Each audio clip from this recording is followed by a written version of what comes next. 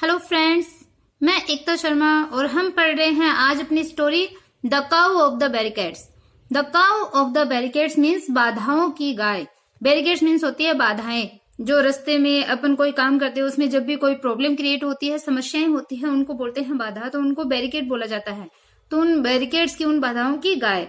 तो एक गाय है गोरी, जिसके बारे में इस पूरी स्टोरी के अंदर नरेट किया गया है और ये जो स्टोरी है वो लिखी है राजा राव ने।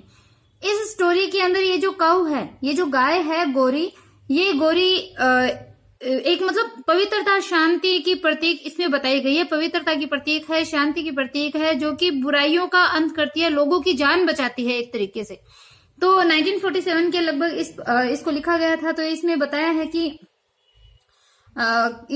गया है कि कैसे वो अपनी जान है वो लोगों की रक्षा करने के लिए, वो लोगों की जान है वो बचाने के लिए अपनी जान को न्यौछावर कर देती है। वो खुद अपने प्राण है वो त्याग देती है। उसको गोली लग जाती है। जब हमारा देश जब आजाद नहीं हुआ था, जब ब्रिटिश लोगों का हम पे शासन था, तो उस टाइम क्या है, ब्रिटिश लोग जो थे, तो वो इस गोरी को गोली मार देते हैं और गोली लगने के बाद में वो मर भी जाती है। लेकिन वो अपनी जान किसके लिए, अपनी जान को न्यौछावर करती है? जो लोग हैं, जो हमारी प्रजा है, जो हमारे भारत देश के जो लोग हैं, उनकी जान बचाने के लिए। तो यही चीज इस स्टोरी के अंदर बताई गई है। और महात्मा गांधी के बारे में, मतलब एक तरीके से इसमें महात्मा गांधी के बारे में भी बताया गया है कि उन्होंने जो अहिंसा का जो आंदोलन है वो चलाया था। अहिंसात्मक आंदोलन ही थे गांधी जी के, ज्यादातर क्या मोस्टली जो भी उन्होंने आंदोलन चलाए थे वो सारे अहिंसात्मक थे। तो महात्मा गांधी को इसमें मालिक के रूप में, अपना जो मास्टर है उस मास्टर के रूप में इसमें शो किया गया है। और ये जो गाय है वो उन लोगों का प्रतीक बता सकते हैं हम, जो इस देश की रक्षा के लिए अपने प्राणों को न्यौछावर कर देते हैं। तो हम इस स्टोरी को स्टार्ट करते हैं। देखो, दे called her Gauri for she came every Tuesday evening before sunset to stand and nibble at the hair of the master. तो दे कॉल्ड हर गोरी, दे यानी वे लोग, मतलब जहां पे वो गोरी आती थी, गाय आती थी, वहां पे जो लोग थे वे लोग उसको गोरी बोलते थे। क्योंकि शी केम एवरी ट्यूजडे, कि वो एवरी ट्यूजडे, प्रत्येक ट्यूजडे को, प्रत्येक मंगलवार को, इवनिंग यानी शाम के समय, बिफोर सनसेट, सनसेट से पहले, सूर्यास्त से पहले, टू स्टैंड आकर के वो क्या होती थी, टू स्टैंड यानी खड़ी होती थी।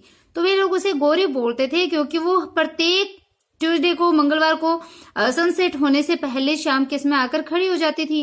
And nibble at the hair of the master, और जो निबल यानी कुतरना, at the hair of the master, तो जो मास्टर था, जो मालिक था, उस मालिक के जो हेयर थे, जो बाल थे, उनको वो कुतरती थी। मतलब उनपे वो अपने मुंह से उनको सहलाती रहती थी, ऐसे दांतों से अपने जो मालिक है उनके बालों को वो चाटती थी एक तरीके से। And the master touched her and cared her and he said, देखो क्या है, एंड द मास्टर, और जो मास्टर था, जो मालिक था, वो टच्ड हर मतलब जो गाय थी, जो काऊ थी, गोरी थी, उस गाय को वो टच करता था, मालिक उसको छूता था। एंड केयर्ड हर, और उसकी वो केयर करता था, मतलब उसका वो ध्यान रखता था, उसको मतलब प्यार से, उसको एकदम केयर्स मतलब प्यार से छूना, हम सहलाना बोल सकते हैं, चलो, उसको वो सहलाता था एकदम प्यार से। एंड ही सेड, और वो बोलता था, वो कहता था, उसको स्पर्श करके, प्यार से उसको सहला करके, ही सेड, वो कहता, हाउ आर यू गोरी, कि गोरी तुम कैसी हो। And Gauri simply bent her legs and drew back her tongue and shaking her head ambled round him and disappeared among the bushes. और गोरी, क्या रूटीन था गोरी का, कि एंड गोरी, और जो गोरी थी वो simply bent her legs, simply यानी एकदम साधारण रूप से अपने वो बेंट यानी झुकाती थी, मोड़ती थी, हर लेग्स यानी अपने लेग्स को, अपने टांगों को, अपने पैरों को वो बेंट करती थी, उनको मोड़ती थी गोरी, जो गाय थी। एंड ड्रू बैक हर टंग, और अपनी जो टंग थी, अपनी जो जबान थी, उसको ड्रू बैक होता, ड्रू यानी खींचना, तो वापस खींचती थी अपनी टंग को, अपनी जुबान को पीछे खींच लेती थी, वापस से खींच लेती थी। एंड शेकिंग हर हेड, और अपने सर को वो शेकिंग यानी हिलाती थी। एम्बल्ड राउंड हिम, एम्बल्ड मतलब धीरे धीरे चलना, राउंड हिम उसके चारों ओर, अपना जो मास्टर था उस मास्टर के, उस मालिक के चारों ओर वो एम्बल्ड यानी चक्कर काटती थी, धीरे धीरे चलती थी। And disappeared among the bushes, और जो बुशेज यानी जो झाड़ियां थी उनके बीच में वो डिसअपीयर हो जाती थी, वो गायब हो जाती थी। And till next Tuesday she was not to be seen, and till next Tuesday, और नेक्स्ट ट्यूजडे तक, अगले मंगलवार तक, she was not to be seen, उसको देखा नहीं जा सकता था। किसको? उस गोरी को देखा नहीं जा सकता था। वो बुशेज के पीछे है, बीच में है, वो गायब हो जाती थी और उसको फिर कोई नहीं देखता था। अगले मंगलवार को ही वो आती थी। And the masters disciples gathered grain and grass and rice water to give her every Tuesday, but she refused it all and took only handful of grain the master gave. और उसके जो मास्टर के and the masters disciples, और उस master के जो disciples यानी जो उसके शिष्य थे, उस मालिक के, जिस मालिक के पास में वो आती थी, उस मालिक के जो शिष्य थे वो गैदर्ड यानी इकट्ठा करते थे, ग्रेन यानी अनाज। तो उस मालिक के जो शिष्य थे वो अनाज इकट्ठा करते थे, एंड ग्रास यानी घास इकट्ठा करते थे, एंड राइस वाटर, और जो राइस वाटर यानी जो चावल का पानी होता था वो गैदर करते थे, इकट्ठा करते थे, टू गिव हर, उसको देने के लिए, एवरी ट्यूसडे, प्रत्येक मंगलवार को उस गोरी गाय को देने के लिए उसके शिष्य है वो अनाज, घास और जो राइस वाटर होता है, जो चावल का पानी होता है, उसको इकट्ठा करते रहते थे उस गाय को देने के लिए। बट लेकिन शी रिफ्यूज इट ऑल, वो इन सबको रिफ्यूज कर देती थी, इनकार कर देती थी, मतलब वो इन सबको नहीं लेती थी। And took only handful of grain the master gave, and took, और वो लेती थी ओनली, केवल क्या, हैंडफुल ऑफ ग्रेन, हैंडफुल यानी मुट्ठी भर, ग्रेन यानी अनाज, द मास्टर गेव, कि जो मालिक जो मुट्ठी भर अनाज देता था केवल वो उसको ही लेती थी, बाकी चीजों को वो नहीं लेती थी। केवल एक मुट्ठी भर अनाज जो कि उसका मास्टर, उस जिस मालिक के पास में वो आती थी, उसका दिया हुआ ही वो खाती थी। She munched it slowly and carefully as one articulates a string of holy words. And when she had finished eating, she knelt again, shook her head and disappeared. She munched it slowly, munched यानी चबाना एक तरीके से। तो देखो she munched it slowly, वो धीरे धीरे इसको munch यानी चबाती थी, एंड केयरफुल यानी सावधानी पूर्वक। तो वो धीरे धीरे और सावधानी पूर्वक इसको वो चबाती थी, मतलब एकदम से अपने मुंह में आवाज करते हुए वो इसको चबाती थी। As one articulated a string of holy words, कि एज जैसे कि वन कोई व्यक्ति है वो आर्टिकुलेट मतलब जपना, स्ट्रिंग ऑफ होली वर्ड्स मतलब जो पवित्र जो शब्द होते हैं उनकी स्ट्रिंग यानी उनकी एक माला को जैसे वो जप रहा हो, इस प्रकार से। तो जैसे कोई व्यक्ति पवित्र शब्दों की एक माला को जप रहा हो, उस प्रकार से वो इसको धीरे धीरे और सावधानी पूर्वक मंच करती थी, उसको चबाती थी, उस मुट्ठी भर अनाज को। And when she had finished eating, और जब वो अपने खाने को जब वो समाप्त कर देती थी, शी नेल्ट अगेन, तो वो वापस से, नेल्ट यानी घुटनों के बल झुकना, वो वापस से दोबारा से नेल्ट मतलब अपने घुटनों के बल झुकती थी। शुक हर हेड, अपने हेड को, अपने सर को हिलाती थी, एंड डिसअपीयर्ड, और वो गायब हो जाती थी। एंड द मास्टर सैड, और वो मालिक है वो सैड यानी कहता था, this is a strange creature, कि एक स्ट्रेंज क्रिएचर है, एक अजीब प्राणी है। And they went to the cotton street and the mango street, and they went gaining meals and through the weaver's line, but Gori was nowhere to be seen. तो वो मालिक बोलता कि ये एक अजीब, एक स्ट्रेंज क्रिएचर है, प्राणी है। एंड दे वेंट, और वे लोग जो थे वो वेंट यानी जाते थे, टू द कॉटन स्ट्रीट, मतलब ये गलियों के नाम बता रहे हैं कि जो कॉटन जो स्ट्रीट है, जो कॉटन की गली है, उस कॉटन गली में जाते थे। द मैंगो स्ट्रीट में जाते थे। एंड दे वेंट गिनिंग मिल, और जो गिनिंग मिल यानी जो रुई पीनने की जो मशीन होती है, जो मिल होती है, चक्की होती है, वहां पे वो जाते थे। And through the weaver lines, और जो वेवर लाइन है वहां पे भी वो जाते थे। वेवर मतलब जो बुनकर होते हैं उनको बोलते हैं वेवर। तो उन जो बुनकर की जो लाइन है या जो बुनकर बस्ती है वहां पे भी वो जाते थे। बट लेकिन Gauri was nowhere to be seen, लेकिन गोरी है उसको कहीं भी नहीं देखा जा सकता था। तो देखो ये गलियों के नाम है, ये आपको याद रखने चाहिए कि वो लोग कहाँ कहाँ गोरी को ढूंढते थे। तो कॉटन स्ट्रीट में ढूंढते थे, mango street, ginning mills and through the viewer lines. लेकिन गोरी कहीं पे भी गोरी को है वो देखा नहीं जा सकता था, क्योंकि फिर वो आगे ट्यूसडे को ही वो दिखाई देती थी और सिर्फ अपने मास्टर के लिए आती थी वो। She was not a God dedicated cow, for never had a shopkeeper caught her eating grams, nor was she found huddled in a cattle pond. तो ये बता रहे हैं कि she was not a god dedicated cow, कि वो एक God dedicated cow नहीं थी, मतलब वो भगवान को समर्पित गाय है वो नहीं थी। डेडिकेट होता है समर्पित, गॉड यानी भगवान, भगवान को समर्पित गाय नहीं थी वो, क्योंकि never had a shopkeeper caught her eating, कि कभी भी कोई किसी शॉपकीपर ने, कभी भी किसी दुकानदार ने कोट यानी उसको नहीं पकड़ा था। नेवर कोट की बात है, never had a shopkeeper coat, मतलब किसी भी शॉपकीपर ने उसको कभी नहीं पकड़ा था। हर किसको, उस गाय को, उस गोरी को, ईटिंग खाते हुए, ग्राम्स यानी जो चने होते हैं उनको बोलते हैं। तो कभी भी किसी शॉपकीपर ने, दुकानदार ने उसको चने खाते हुए नहीं पकड़ा था। मतलब ऐसे ही गलियों में घूमने वाली जो गाय होती है वो कभी किसी दुकान में मुंह मार देती है, वहां पे पड़ी हुई चीजों को वो उठा लेती है, खाने लग जाती है, तो कभी उसको चने खाते हुए नहीं देखा था किसी ने भी।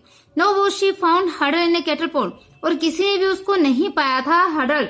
हडल मतलब जो मतलब भीड़ सी होती है, जो जमावड़ा होता है पशुओं का, उसको बोलते हैं huddle in a cattle pond. Cattle pond यानी जो कैटल यानी जो जानवर है उनका पॉन्ड यानी तालाब।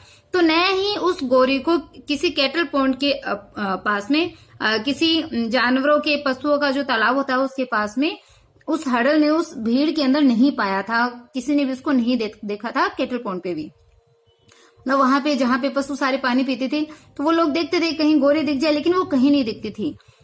People said only master could have strange visitors. तो पीपल सेड लोग कहते थे, लोग क्या कहते थे कि ओनली मास्टर, कि केवल ये जो मास्टर है, जो केवल मालिक है, वो कुड हैव स्ट्रेंज विजिटर्स, कि उसको ही स्ट्रेंज विजिटर है वो पा सकता है। मतलब केवल जो मालिक है वो मालिक के पास में ही स्ट्रेंज जो विजिटर्स हैं वो आ सकते हैं। अजीब मिलने वाले जो लोग हैं उनको केवल मालिक ही पा सकता है। And they went to the master and said, and they went to the master, और वो फिर वो क्या वेंट यानी जाते थे किसके पास, मास्टर के पास, वे मालिक के पास में जाते थे। एंड सेड कहते थे कि master can you tell us who this cow may be, और वो उस मास्टर को क्या पूछती कि मास्टर मालिक कैन यू टेल अस, क्या आप हमें बता सकते हो, who this cow may B, कि ये जो काउ है, ये जो गाय है वो कौन हो सकती है, क्या आप हमें बता सकते हो। And the master smiled with unquenchable love and fun and he said she may be better armed mother in law. तो वो क्या बोलता था मास्टर एंड द मास्टर, और जो मास्टर होता था वो स्माइल यानी मुस्कुराता था, स्माइल करता था विद अनक्वेंचेबल लव। अनक्वेंचेबल, देखो क्वेंच होती है प्यास, क्वेंचेबल यानी एक बुझाने योग्य जो प्यास होती है, लेकिन अनक्वेंचेबल उसका अपोजिट हो गया ऐसी प्यास जिसको बुझाया नहीं जा सकता। तो जो मास्टर था, जो मालिक था, वो कभी भी बुझाई नहीं जाने वाली जो प्रेम और जो प्रेम की जो प्यास थी, जो प्यार था, फन यानी जो हंसी मजाक होता है, तो उसके साथ में वो मास्टर है वो मुस्कुराया। एंड ही सेड, और उसने कहा, मतलब वो कहता था, जो मास्टर था उस मास्टर से जब वो क्वेश्चन करते थे कि वो काऊ कौन हो सकते थे, तो वो मास्टर है वो एक कभी भी बुझाए न जाने वाले उस प्यार और फन के साथ में, मजाक के साथ में वो मुस्कुराता। एंड ही सेड, और वो कहता कि she may be batten arm mother in law, तो वो कौन हो सकती है, batten arm mother in law. Mother in law सास होती है, आर्म यानी जो हथियार होते हैं, बैटन यानी जो सशस्त्र जो हथियार होते हैं उसको बोलते हैं। कि शी में भी वो हो सकती है, मतलब उस गाय के लिए बोला है कि वो गाय है वो कौन हो सकती है, एक जो सशस्त्र जो हथियार होते हैं उनकी मदर इन लॉ हो सकती है, तो उन सशस्त्र हथियार की वो सास हो सकती है, ऐसा वो मास्टर बोला करता था। Though she may be the mother of one of you, इसके अलावा वो क्या बोलता कि दो यद्यपि शी मे बी वो हो सकती है the mother of one of you, मतलब आप में से किसी एक की मदर भी हो सकती है, मतलब वो कोई भी हो सकती है, वो सशस्त्र हथियारों की सास हो सकती है, वो तुम में से किसी एक की मदर हो सकती है। परहैप्स शायद she is the great mother's vehicle, या फिर वो जो ग्रेट मदर है, जो मतलब तुम में जो एक जो ग्रेट मदर यानी जो महान माता है, उस महान माता का वो व्हीकल भी हो सकती है, मतलब वो कोई महान माता का वाहन है, ये भी हो सकता है। And like to a mother they put kumkum on her forehead until Tuesday next they waited for गोरी। और ये जो सारी चीज है वो जवाब देता था मास्टर। तो देखो कोमा के अंदर आ गई उसकी सारी लाइनें, क्या बोलता था, and like to a mother, और एक मदर के समान, एक माँ की तरह ही, they put kumkum on her forehead, वो उसके फोरहेड पे, उसके माथे पे कुमकुम लगाते थे, मतलब तिलक करते थे उसको।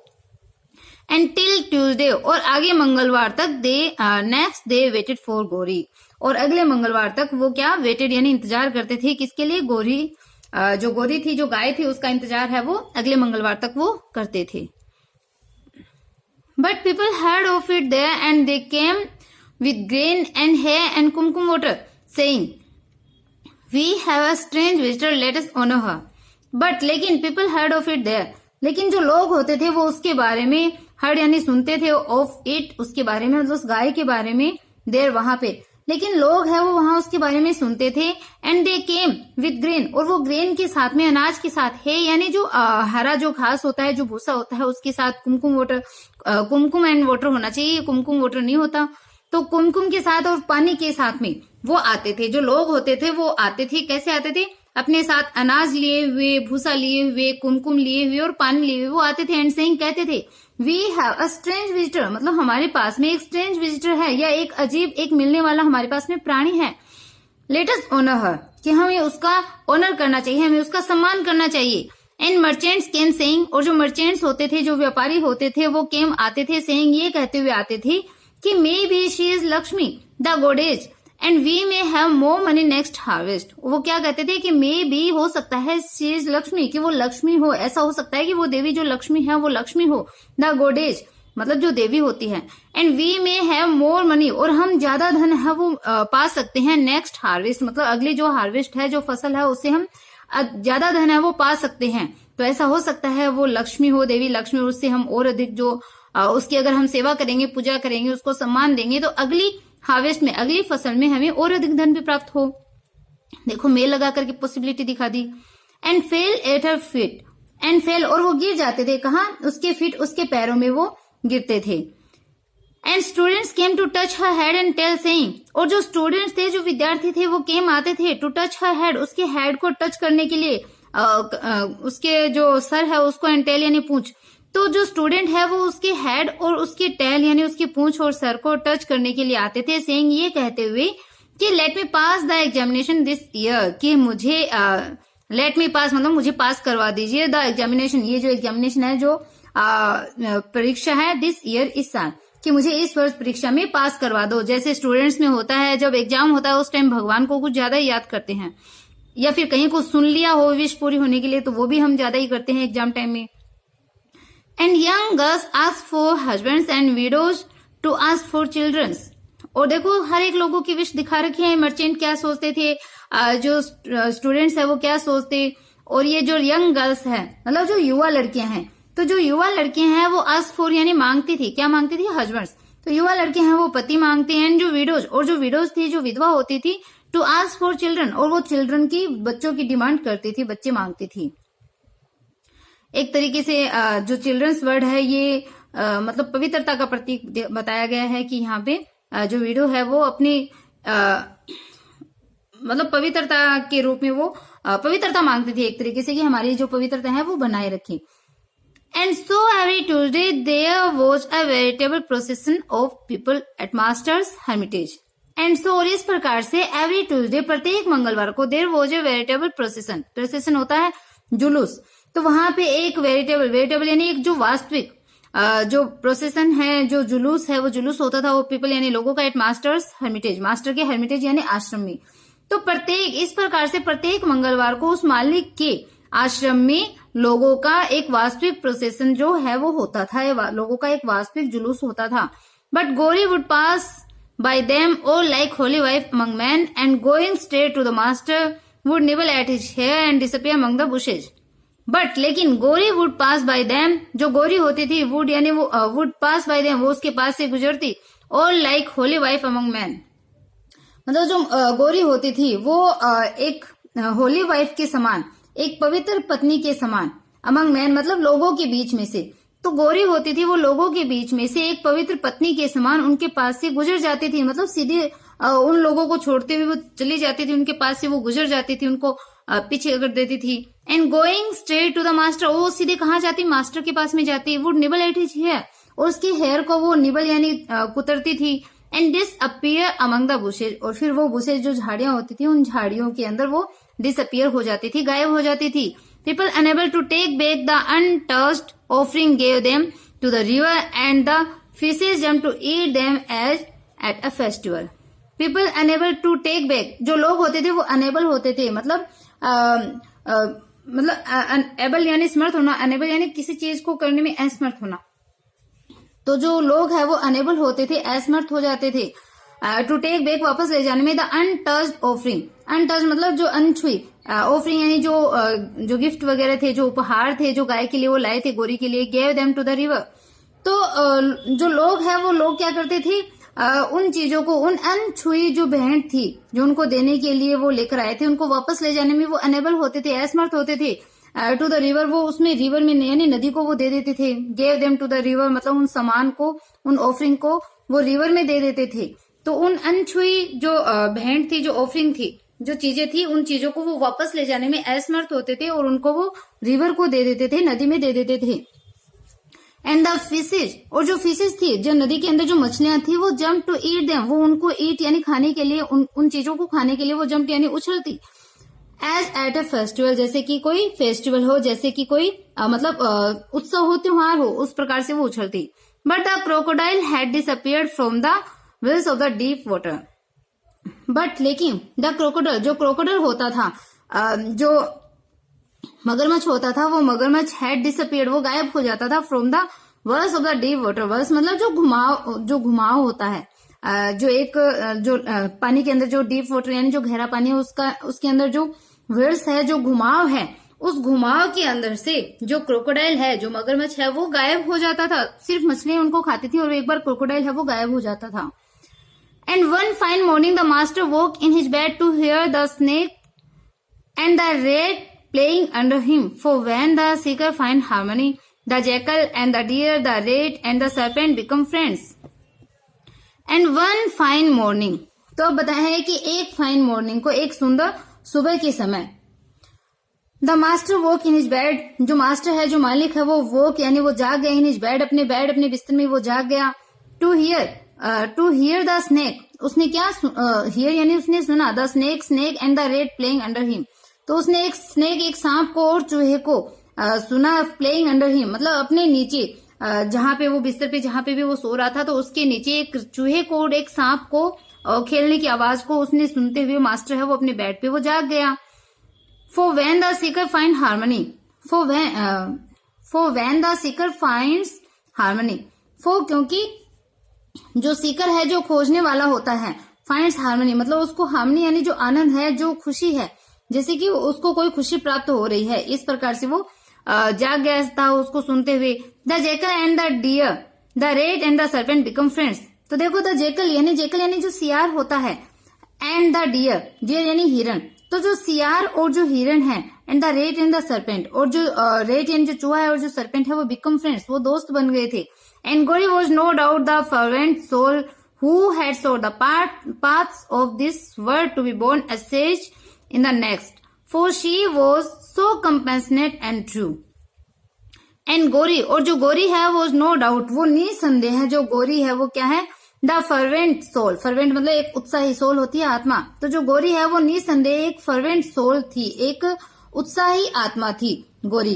Who had sought the path of this world, who had sought जिसने खोजा था, sought यानी खोजना, the path यानी जो रास्ता है, of this world इस संसार का, टू बी बोर्न यानी जन्म लेने के रूप में, कि जिसने इस संसार के रास्तों को खोजा है। टू बी बोर्न मतलब पैदा होने के लिए, सेज इन द नेक्स्ट मतलब अगले जन्म में, नेक्स्ट यानी अगले जन्म में एक सेज, एक सन्यासी के रूप में, एक साधु के रूप में जन्म लेने के रूप में इस संसार में रास्ता जिसने खोजा था, मतलब इस प्रकार से वो एक उत्साही आत्मा थी। For she was so compassionate and true, for क्योंकि वो बहुत ज्यादा कंपैशनेट थी, एंड ट्रू यानी सच्ची थी, कंपैशनेट यानी दयावान थी, तो उसने एक साधु के रूप में अपना रास्ता है वो सोचा था। जैसे एक साधु होता है ना, एकदम से दयावान होता है, तो वैसे ही वो गोरी थी। And people were much affrighted and they took the women and children to the fields beyond and they cooked food beneath the trees and lived there, for the army of the government was going to take the town and no woman or child would be spared. अब देखो आगे की घटनाएं बताई जा रही है कि एंड और पीपल वाज मच अफ्रेटेड, तो एंड और पीपल मतलब जो लोग हैं वो मच यानी बहुत ज्यादा, अफ्रेटेड यानी जो फ्राइटेन वर्ड्स के लिए आया है ये अफ्रेटेड, तो जो लोग है वो वेरी मच, वो मच अफ्राइटेड मतलब बहुत ज्यादा वो फ्राइटेड थे, वो डरे हुए थे, फ्राइटेड वर्ड से ये अफ्राइटेड बना है, तो लोग है वो बहुत अधिक है वो लोग है वो डरे हुए थे। And they took the women and children to the field, and they और जो लोग थे मतलब ये जो दे वर्ड है वो लोगों के लिए है, टुक यानी वो लेकर चले गए थे, the women and children, women यानी महिलाओं को, चिल्ड्रन यानी बच्चों को, टू द फील्ड्स यानी खेतों की ओर, बियॉन्ड यानी दूर, तो खेतों के पार वे जो लोग थे वो बहुत ज्यादा डरे हुए थे और वे लोग महिलाओं को और बच्चों को खेतों के पार लेकर चले गए थे। They cooked food beneath the trees, they cooked food उन्होंने भोजन पकाया था, बनाने लग गए थे, कहाँ बीनीथ द ट्रीज मतलब ट्रीज के नीचे, पेड़ों के नीचे वो भोजन बनाने लग गए थे, भोजन बनाना उन्होंने शुरू कर दिया। And lived there for the army of the government was going to take the town, and lived there और वो वहां पे रहने लग गए थे, फॉर क्योंकि the army of the government क्योंकि गवर्नमेंट की सरकार की जो आर्मी थी वो going to take the town, वो उस टाउन को गोइंग टू टेक मतलब उसको अधिकृत करने जा रही थी। तो ये बता रहे हैं कि लोग हैं वो बहुत ज्यादा डर गए थे और वो महिलाओं को और बच्चों को खेतों के पार लेकर चले गए थे। पेड़ों के नीचे उन्होंने खाना बनाना शुरू कर दिया, वो खाना बनाने लग गए एंड लिव देयर, वहीं पे वो रहने लग गए, क्योंकि सरकार की जो आर्मी थी, सेना थी, वो टाउन को गोइंग टू टेक मतलब अधिकृत करने जा रही थी, उसको अपने अधिकार में लेने जा रही थी।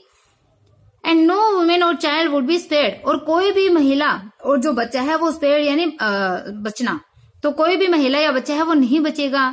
एंड डोर्स वर क्लोज, और जो दरवाजे हैं वो क्लोज कर दिए गए थे, बंद कर दिए गए थे। And cloth and vessel jewels were hidden away, और जो क्लोथ यानी जो कपड़े थे, वेसल्स यानी जो बर्तन वगैरह थे, एंड ज्वेल्स यानी जो गहने थे, वह हिडन अवे उनको छिपा दिया गया था। And only the workman and the man rule the city and the master was the head of them all and they called him president. तो देखो इसमें बताया कि जो गहने वगैरह थे, बर्तन कपड़े, वो छुपा दिए गए थे। एंड ओनली द वर्कमैन, और केवल जो वर्कमैन थे, जो मजदूर वगैरह थे, जो काम करने वाले थे, एंड द मैन, और जो पुरुष लोग थे, रूल द सिटी, वो इस सिटी पे, इस शहर के ऊपर वो रूल यानी शासन कर रहे थे। And the master was the head of them all, और जो मास्टर था, मालिक था, उन सबका वो क्या था, हेड था, उन सबका वो एक मतलब अधिकारी के रूप में था, हेड था, उन सबका सबसे ऊपर था, अगुवाई कर रहा था एक तरीके से। And they called him president, और वो उनको प्रेसिडेंट कहते थे, उसको अध्यक्ष बोलकर, अध्यक्ष कहकर के उनको बुलाते थे। Patrols of young man in khadi and Gandhi cap would go through street, चलो इतना ही करते हैं पहले कि patrols of young man in khadi, कि खादी कपड़े पहने हुए, खादी का जो ड्रेस होती है, खादी जो वर्दी होती है, एंड गांधी केप यानी गांधी की जैसी जो टोपी होती है, तो गांधी केप में और जो खादी वर्दी है, उस खादी वर्दी के अंदर जो लोग हैं, जो यंग मैन थे, जो युवा आदमी थे, वो पेट्रोलिंग कर रहे थे, मतलब एक झुंड के रूप में वहां पे वो घूम रहे थे, गश्त लगा रहे थे एक तरीके से। तो would be go through street, मतलब वो स्ट्रीट के ऊपर, गलियों के ऊपर, गो थ्रू मतलब सीधे चल रहे थे, उस पे वो घूम रहे थे। तो जो patrols of young man in khadi and Gandhi cap would go through street, कि खादी कपड़े पहने हुए और जो गांधी केप यानी जो गांधी की तरीके की जो टोपियां हैं, वो टोपियां लगाए हुए युवा आदमी है, वो गश्त लगाते हुए गलियों पे घूम रहे थे या गलियों में गश्त लगा रहे थे। एंड व्हेन दे सा द ओल्ड और the मिजरली peeping from behind the doors, they called them and talked to them and led them to the camp by the fields, for the master said there was danger and nobody can stay but the strong and the young. तो देखो गलियों में वो गश्त लगा रहे थे। And दे सा, एंड व्हेन दे सा द ओल्ड, और जब कभी वो किसी ओल्ड को, किसी मतलब बूढ़े व्यक्ति को, या फिर कोई मिजरली मतलब एकदम दयावान जो लोग होता है, मतलब जो कमजोर व्यक्ति होता है, उसको पीपिंग यानी झांकना, फ्रॉम बिहाइंड द डोर, कि दरवाजे के पीछे से झांकते हुए जब वो किसी कमजोर को या किसी बूढ़े को देखते थे, दे कॉल्ड देम, तो वे उनको कॉल्ड यानी पुकारना, बुलाना, वो उनको बुलाते थे, उनको पुकारते थे। एंड टॉक टू देम, और उनसे वो बात करते थे। And led them to the camp by the field, और वो फील्ड्स की तरफ, खेतों की तरफ, वो उन कैंप में, शिविरों में उनको लेड देम यानी उनको लेकर के जाते थे। जो बूढ़े या कोई कमजोर व्यक्ति जिसको वो देखते थे, तो उसको खेतों की तरफ वो कैंप की ओर लेकर जाते थे। वहां पे कैंप लगा लिया था उन्होंने, शिविर लगा लिया था। फॉर द मास्टर सेड, क्योंकि जो मास्टर है उसने कहा था, मास्टर कहता था कि देयर वाज डेंजर, कि वहां पे डेंजर था, वहां पे खतरा था, ऐसा मालिक है वो कहता था। एंड नोबडी कैन स्टे, और कोई भी वहां पे स्टे नहीं कर सकता था, रुक नहीं सकता था, सिवाय किसके, but the strong and the young, कि जो स्ट्रॉन्ग यानी जो मजबूत जो लोग थे, और जो यंग थे, जो युवा थे, जवान थे, उनके अलावा और कोई भी वहां नहीं रुक सकता, ऐसा वो मास्टर बोलता था। Grass grew beneath the caves and the dust of the monsoon swept along the street and the town upon a hill, कि grass grew beneath the caves, कि जो ग्रास थी, जो घास थी, ग्रू बीनीथ द केव्स, कि ग्रू मतलब उग गई थी, बीनीथ यानी नीचे, किसके नीचे, जो केव थी, जो गुफाएं थी। तो ये बता रहे कि गुफाओं के नीचे जो घास है, तो वो घास है वो उग गया था वहां पे। Grass grew beneath the caves, की केव के नीचे, उन गुफाओं के नीचे जो घास है वो ग्रू यानी उग गई थी। The dust of the monsoon, और मॉनसून की जो डस्ट थी, जो धूल थी, वो स्वेप्ट यानी उड़ती थी अलोंग द स्ट्रीट, मतलब उस स्ट्रीट पे, उस गलियों के सहारे मानसून की जो धूल है वो स्वेप्ट यानी उड़ रही थी, वहां पे उड़ती थी। एंड द टाउन अपॉन ए हिल, और कहाँ पे, जो टाउन अपॉन अ हिल, मतलब पहाड़ी के ऊपर जो टाउन था, वहां पे उस कस्बे में और गलियों के अंदर जो मानसून की धूल है वो उड़ती थी। Barricades live on the streets while the red man's train brought armies after armies and everybody can see them, for the station was down below and the town upon hill. तो देखो barricades, जो barricades थे, मतलब जो बाधाएं थी, वो बाधाएं हैं वो ले ऑन द स्ट्रीट, मतलब गलियों में बाधाएं पड़ी थी, मतलब जगह जगह बैरिकेड्स लगाए हुए थे। While the red man train, कि जब रेड मैन मतलब जो लाल लोगों की जो ट्रेन हैं, जो गाड़ियां थी, वो ब्रॉड आर्मीज आफ्टर आर्मीज, कि गलियों में बाधाएं पड़ी थी। और जो रेड मैन्स के मतलब जो लाल आदमी कौन, जो ब्रिटिश आर्मी थी, तो उनकी जो ट्रेन थी, उनकी जो गाड़ियां थी, उन गाड़ियों के अंदर आर्मीज आफ्टर आर्मी मतलब सेनाओं के बाद सेनाएं हैं वो ब्रोट यानी लाई जा रही थी। तो मतलब बहुत सारी सेनाएं हैं वो आ रही थी, लोग आ रहे थे। And everybody can see them for the station was down below, and everybody, और प्रत्येक व्यक्ति है वो उनको कहाँ पे देख सकता था, फॉर द स्टेशन, मतलब स्टेशन पे प्रत्येक व्यक्ति उसको देख सकता था। वॉज डाउन बिलो मतलब स्टेशन के ऊपर, वहां पे उस स्टेशन के ऊपर नीचे उसको प्रत्येक व्यक्ति है वो देख सकता था उन आर्मीज को। एंड द टाउन अपॉन हिल, और जो टाउन अपॉन हिल मतलब पहाड़ी के ऊपर जो टाउन है, उस टाउन में भी कोई भी व्यक्ति उन जो आर्मीज थी उन आर्मीज को देख सकता था। Barricades lay on the street like corpse heaps after the last plague, but the biggest of them all was in the Surya Narayan street. तो देखो जो बैरिकेड्स हैं वो ले ऑन द स्ट्रीट, मतलब वो स्ट्रीट के ऊपर, गली के ऊपर जो बैरिकेड्स है वो पड़ी थी। लाइक कॉप्स हीप्स, किसके समान, कॉप्स हीप्स मतलब लाश के जो ढेर होते हैं उन ढेर के समान। आफ्टर द लास्ट प्लेग मतलब जो पीछे जो प्लेग यानी जो महामारी आई थी प्लेग की, पिछले प्लेग महामारी के बाद में पड़ी हुई लाशों के ढेर के समान गलियों में बाधाएं पड़ी थी। But the biggest of them, लेकिन उनमें जो सबसे बड़ी बाधा थी इन सब में, वो कहाँ थी, इन सूर्य नारायण स्ट्रीट की, जो सूर्य नारायण जो स्ट्रीट थी, गली थी, उनमें सबसे बड़ी बाधा थी। इट वॉज ए बिग शरीयत, वो क्या था, एक शरीयत यानी रथ होता है, तो ये एक बड़ा रथ था, एक बड़ी रथ के रूप में बाधा है वो थी। Men were hid behind it and waited for the battle, अब जो लोग है वर हिड मतलब वो छिपे हुए थे, लोग है वो छिपे हुए थे, बिहाइंड इट इसके पीछे लोग है वो छिपे हुए थे, and waited for the battle और वो बैटल का, युद्ध का इंतजार करते थे। बट द मास्टर सेड, लेकिन मास्टर ने कहा था या मास्टर कहता था कि no there shall be no battle brothers, कि नो नहीं, there shall be no battle, कि कोई भी बैटल नहीं होगा, वहां पे कोई युद्ध नहीं होगा भाइयों। But the workman said again, लेकिन जो वर्कमैन थे, जो काम करने वाले जो मजदूर वगैरह थे, सेड अगेन वो दोबारा कहा करते थे कि इट इज नोट विद, कि यह साथ नहीं है, it is note with I love you, तो बोलते थे कि इट इज नोट विद मतलब ये साथ नहीं है, ये बात हमारे साथ नहीं है, मैं तुमसे प्रेम करता हूँ।